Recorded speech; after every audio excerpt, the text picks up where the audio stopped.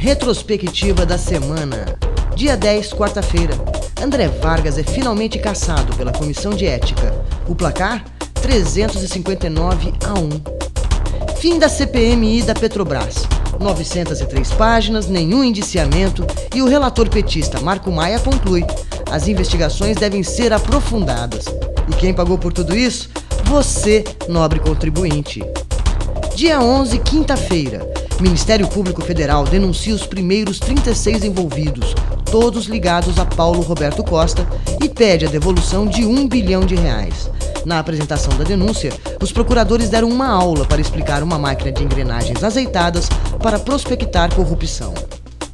Dia 12, sexta-feira. Justiça aceita denúncia contra Costa e o CEF e mais 7 empresários. O Clube do Bilhão vai ter que se explicar na justiça. E um novo personagem entra na trama e revela mentiras de Graça Foster na CPMI que terminou em pizza. Seu nome? Venina Velosa da Fonseca.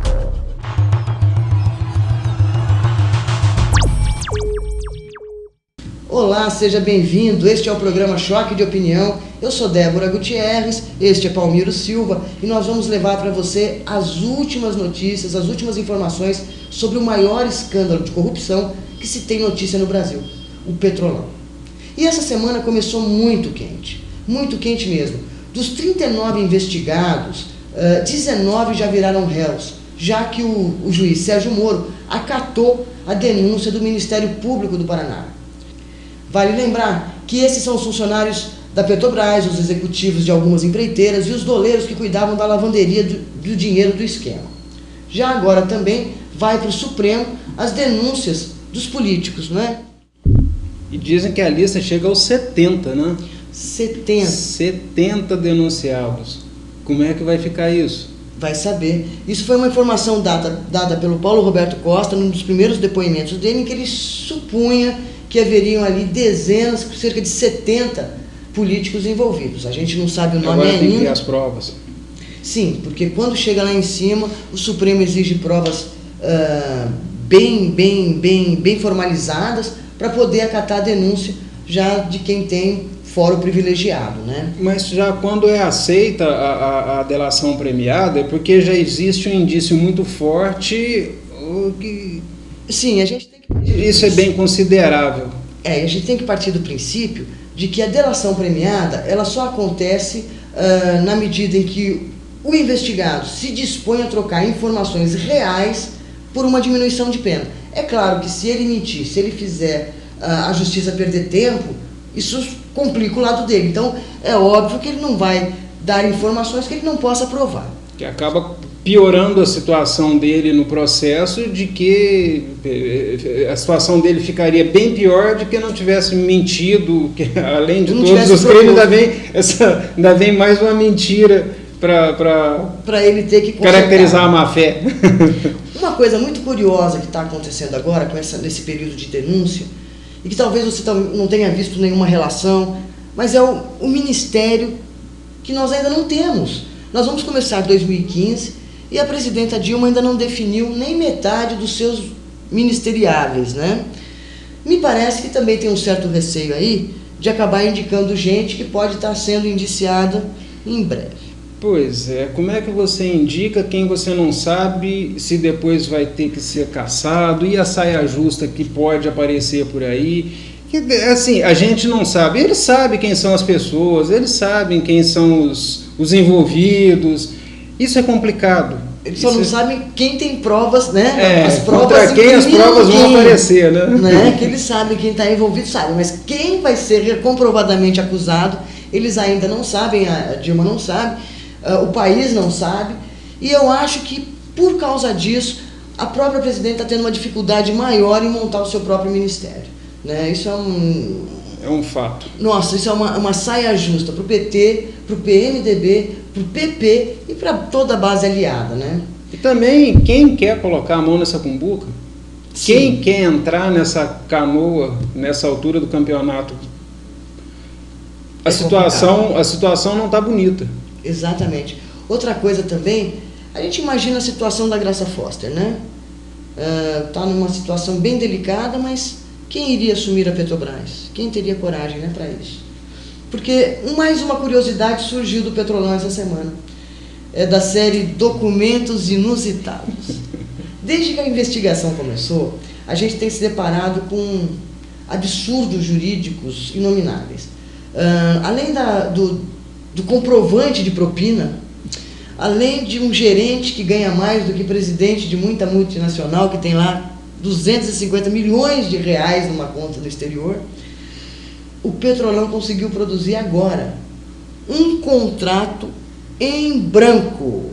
Que tal isso? Pois bem, senhores, foi essa nossa nova invenções de PT.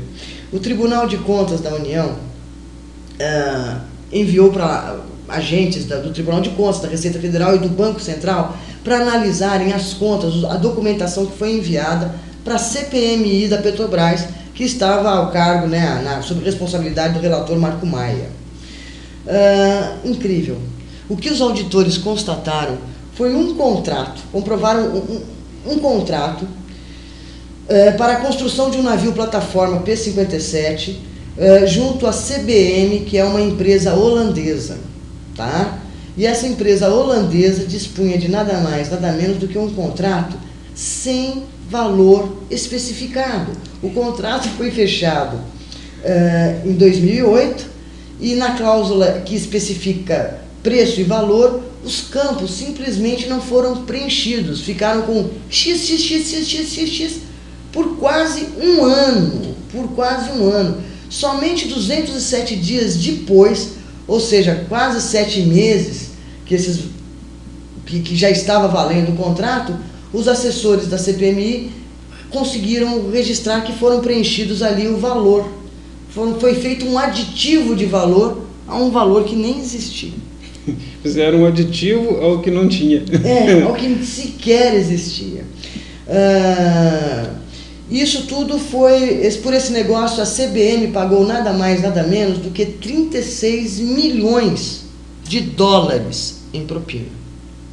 E esses valores chegaram até nós admitidos num acordo de leniência entre a promotoria da Holanda e o Departamento de Justiça dos Estados Unidos. Ou seja, depois da propina com recibo, a inovação do mundo do crime é o contrato em branco. E o mais incrível, para o nosso relator da CPMI, Marco Maia, deputado petista, está tudo absolutamente normal. Durma-se com um barulho desse. O que não se explica é, estando tudo normal, por que tanta gente foi... Nossa, o conto da carochinha do Marco Maia durou menos de 24 horas, né? Ele entregou o relatório, um relatório imenso de 903 páginas, para não indiciar ninguém. Senhoras e senhores, foram meses de reuniões, muito papel gasto, muito assessor pago, muita sessão extra, muito papelzinho aí sendo impresso, para resultado pífio. Ele não viu nada de errado. 24 horas depois, estava lá o Ministério Público pedindo o indiciamento de 39 pessoas. Vai entender o que está acontecendo com o Marco Maia, né? A culpa é do Aécio. Sim, a culpa provavelmente é do PSDB. Foi o PSDB que plantou isso. Exatamente. E agora o mais novo personagem que entrou nessa história apareceu na sexta-feira. Foi divulgado pelo jornal Valor Econômico. E nós descobrimos que uma gerente chamada Venina Velosa da Fonseca denunciou tudo o que está acontecendo agora há muitos anos, vem denunciando a Petrobras e sofrendo sanções por isso. Foi exportada para bem longe, para dar sossego para todo mundo e... pegaram a moça, mandaram a moça para a Ásia. Fazer uns cursos na Ásia. Para fazer curso de especialização. Ela ficou responsável por um departamento lá na Ásia também, onde ela também constatou sobrepreço. E o mais incrível, com os seus e-mails rigorosamente datados, a Venina joga por terra o depoimento da Graça Foster durante a CPMI. A credibilidade da presidente da empresa derrete, e isso não é nenhum alento aos investidores, que estão enfurecidos pela desvalorização dos papéis. Para vocês terem uma ideia, hoje uma ação da Petrobras está cotada a R$ 9. 2 ações para comprar 1 quilo de carne. Mais ou menos isso. Você usa Duas. Tá aí a brincadeira de final de ano. O que vai chegar a R$5 primeiro? O dólar, as ações da Petrobras ou a inflação, né? O que chega a 5% primeiro? A R$5 primeiro. O preço da gasolina, o dólar ou as ações da Petrobras. A confusão agora que está metida a Graça Foster é muito grande. Ela tentou plantar uma informação inexistente e agora ela não tem o que fazer com a realidade, né? Não, e acho que também agora acabou de vez a desculpa do eu não sabia. Mais nada. O eu não sabia já não cola mais. Não funciona. Não tem mais como dar certo e tudo mais. Bom, o que se fazer com Petrobras? Por enquanto, uma empresa que era a 12ª do mundo, passou para a 100ª, 20ª, já não é um alento para os investidores. Pessoas que compraram, que tiraram dinheiro de aposentadoria e foram investir, obviamente incentivados pelo ufanismo do governo, estão extremamente arrependidas. Agora, mais do que arrependimento, existe uma reação. Os investidores americanos já estão aí com processo, são mais de 100 pessoas que já entraram na justiça, porque eles alegam que eles compraram as ações baseadas em informações falsas. E isso, no mercado, é crime. E a Bolsa de Valores americana não vai deixar isso passar em branco. Ela vai cobrar até o último centavo, isso vocês podem ter certeza. Outra grande surpresa na semana que passou foram as trollagens que aconteceram. Né? Ficou divertido. 2 grandes trollagens aconteceram durante a semana. A primeira foi o seguinte: no dia da aprovação do relatório da Comissão da Verdade e também no dia da aprovação do relatório fajuto da CPMI pelo Marco Maia, o deputado Bolsonaro subiu à tribuna e requentou uma discussão que ele teve com a Maria do Rosário em 2003. Os dois protagonizaram um evento, uma fatalidade em pleno salão verde do Congresso Nacional. Eles protagonizaram um bate-boca de baixíssimo nível, onde a ministra dos Direitos Humanos, a ex-ministra dos Direitos Humanos, acusa o Bolsonaro de ser estuprador. E ele, no bate-boca, chama de vagabunda. Era o tipo de situação para entrar para o lixo da história, para não se focar mais no assunto, mas, pasmem, de repente, Bolsonaro ocupa a tribuna e usa a frase de novo, dizendo: Maria do Rosário, você me acusou de estuprador, eu não a estupro porque a senhora não merece. Essa frase virou uma celeuma nas redes sociais. Foi quase uma semana de debate. Gente a favor do Bolsonaro, gente contra o Bolsonaro, petições para caçar o Bolsonaro pelo que ele disse.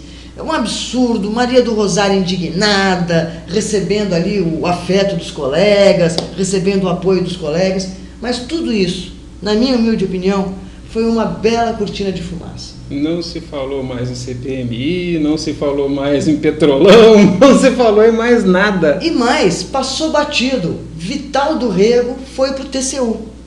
O Vital do Rego ir para o TCU é a parte de uma manobra dos petistas com os aliados para conseguir emplacar o Zé Eduardo Cardoso no Supremo Tribunal Federal.